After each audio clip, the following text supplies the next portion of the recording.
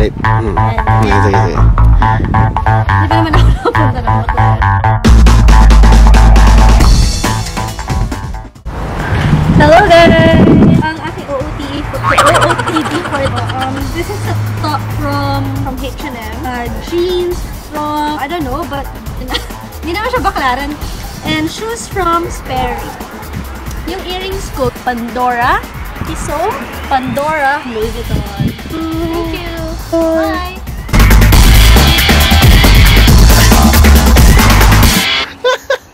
Mati. Let's go! Hi guys! So, welcome back to our channel. Ito yung mga napabili this week. So, this one is from Kiehl's. Mostly siya mga beauty products kasi napapansin ko yung skin ko medyo dry na.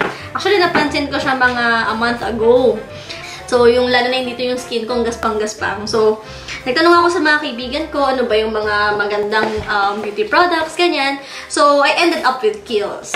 So, tingnan muna natin yung laman ng Kiehl's. Actually, nagamit ko na siya.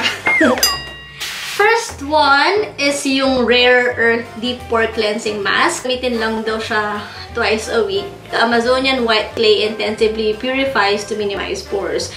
Hindi naman kasi ganun kalakihan yung pores ko. Parang nasasak niya yung mga dirt sa pores para, ayun, para clean yung skin mo. Next, kamusta ka naman dyan, JP? So, yung boyfriend ko nandun sa gilid. So, second na nabili ko is yung Nightly Refining Micro Peel Concentrate. So, sabi ko nga kanina, diba, ang gaspang. So, gusto kong, mag-smoothen siya. Eh, perfect itong product na to kasi sabi niya, reveal fresher, newly radiant skin, finding the feel of rough texture over time. Perfect na perfect siya para mag-peel yung mga rough areas ng skin ko. Ang laman niya is ganito.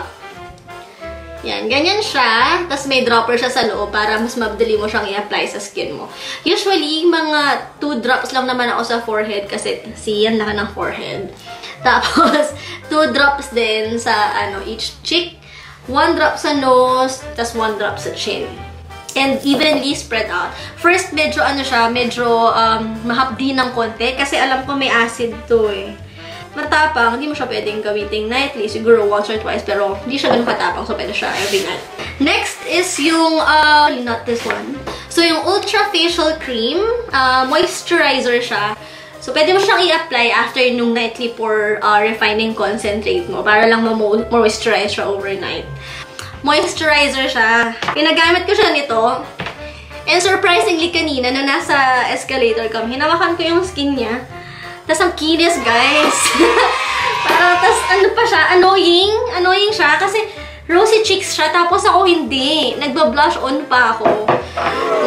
Ayun. Mas maganda yung skin niya, guys. Pero ayun, tinry niya itong Ultra Facial Cream and guys, works for me. Works for him. Ang smooth ng face niya. Pakita mo sa kanila. Ano ba ito? This. Pa-focus ka ngayon. Pa-focus si Mayor. Ayan. Ay, sorry. Ay! Upo ka. Meron din ako mga freebies. Night Recovery Concentrate. Ito, very popular ito sa lahat ng friends ko. Tapos, nung pinost ko siya sa Facebook and Instagram, ang daming mga positive comments na thumbs up, na very good siya, ang daming magagandang reviews about this product. So, tinry ko siya, actually once pa lang, soften yung skin ko, tas medyo parang fresh and vibrant yung skin. Continuous usage, mas makikita mo yung effect niya. So, ito yung sample niya. Ito actually yung fanciest sample I've ever had. Kasi tingnan mo, ang liit-liit niya, ilang mil to? 4 mil. Tas may dropper siya. Tingnan mo kung gaano siya ka-cute. Look! Here. Oh, may pa-focus si Mayor. So, hi Baninay, kung nanonood ka. Tuwang-tuwa ako sa pa-mayor-mayor mo. Inaya kita slide doon. I hope okay lang sa'yo. So, ayan. May dropper siya. Actually, ewan ko kung serum ba siya. Kasi parang may naririnig din akong serum siya. Pero, oil siya. Nakakapagpa-moisturize din siya ng skin mo. Is tong Kiehl's Iris Extract Activating Treatment Essence. So, if you guys wanna try Kiehl's, kuha muna kayo ng mga sample sa kanila. So, I haven't tried this one yet. Siguro later, nagamit ko na yung Nightly Pore Refining ko, yung concentrate yung sample, and yung moisturizer. So, we'll see. Kasi kapag gumanda yung skin ko, so hindi ko na alam kung dahil ba yun sa micropeel, sa moisturizer, or dito, tapos dadagdagan ko pa nito. So, baka malokan na ako, hindi ko na alam kung anong product talaga yung nag-works best sa akin. A while ago, after ng church, bumili naman ako sa Zara. Ito si JP, di pa nakikita to eh. Ito, first, shoots.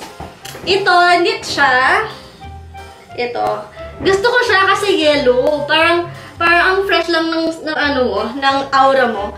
Kasi 'di ba kapag winter, gloomy, tas yung mga suot ng mga tao, very basic, like black, brown, white, at isa ako doon. Tinan mo, naka-brown. So ito, something vibrant. Para naman hindi malungkot ang winter dito sa Melbourne. Ito kung saan may winter. Alright, ito, dress siya. Very basic lang siya. Actually, nung magbabayad na ako, ang dami kong dala. Parang ang ganda. Hindi naman siya ganun kahaba. Sa akin, bilang petit lang ako.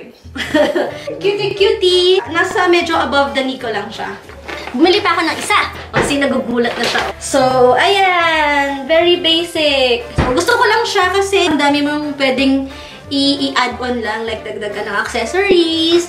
Dagdag ka ng cardigan, mga long sleeves. So, yun lang naman yung binili ko sa Zara. So, that's it for today, guys. Yun ang aking haul from Kiehl's and Zara. If you like this video, like and subscribe to my channel.